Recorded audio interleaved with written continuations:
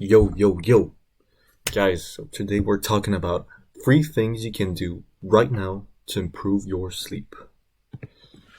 Alright, so question begs though, what even is the first reason for improving our sleep? Sleep is the craziest thing you can do to improve anything you want in life. It improves your mood. It is essential for building muscle because it's one of the most anabolic things you can do. It will give you a better resistance to flus and colds that we don't want at all, especially when we're training and making progress in the gym. It will give you obviously an increased productivity because we don't feel like shit and we're actually motivated to get stuff down, whether it is studying or working or training, anything in life. So pretty much sleep is absolutely essential in our lives, and it will definitely help you solve any problem you have. I guarantee you that, and I bet you could not find a single thing that would not benefit from more sleep. So, first thing we have to do is establishing a rhythm in our sleep schedule. Why is that? Because our sleep cycles are composed of 4 parts.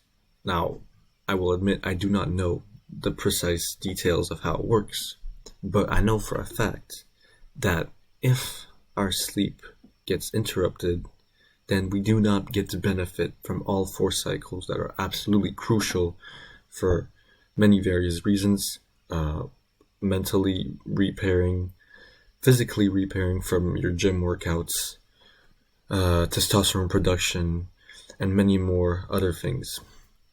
So, the first thing that I found to be absolutely crucial in improving my sleep, which I've been working on for the past 2 months, was establishing a rhythm.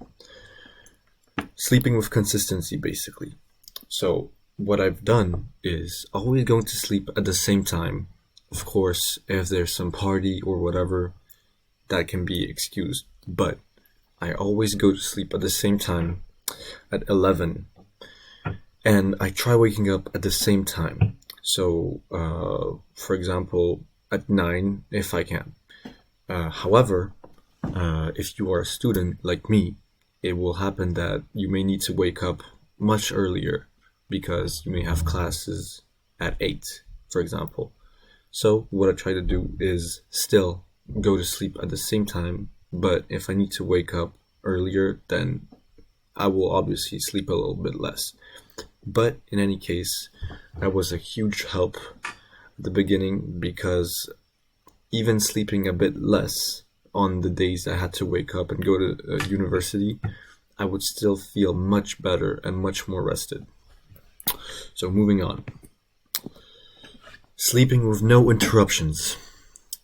You need to shut your curtains or get a face mask to avoid getting light into your eyes. You do not want to wake up at 2 a.m. because some stupid neighbor turned on the lights, some super bright lights, and all that stuff is getting into your eyeballs and waking you up. You do not want to, you want to avoid that. You also want to avoid all kinds of interruptions made by noises. So first thing you have to do is obviously turn off the vibration of your phone. Notifications, calls, especially at night, you have to turn that shit off. And final tip for this part would be to drink 1 hour before, at the very latest, because you do not want to wake up 3 a.m. Wanting to go pee and being scared of the demons that are in the hallway and having to go through a traumatic episode of 3 a.m. in the night. Next up, winding down. An absolutely essential step that I was not actually following until recently, and that allows you to build great habits at the same time. So what do I mean by that? Well, my tactic is to put down my phone at least 30 minutes before bed. And during that time, I will take a book and try learning something new. Or I can do any relaxing activity that will not stimulate your brain. So, for example, instead of just before going to bed watching some horror movie or movie about World War II, which I guarantee you will not help you having a better sleep, go read something. Go do maybe some light stretches or massages, self massages. Those are all great. Personally, what I do is I take a book that I'm interested in. I will read it, and I will use a dimmer light because I want my body to start getting used to and preparing for sleep. Just how in nature we see the sun rising and being at its brightest. Eventually, the sun goes down and it gets darker and darker. And the same, we should be doing the same here in our bedrooms. So, there's one book that I can recommend to you right now, which I'm reading, Atomic Habits.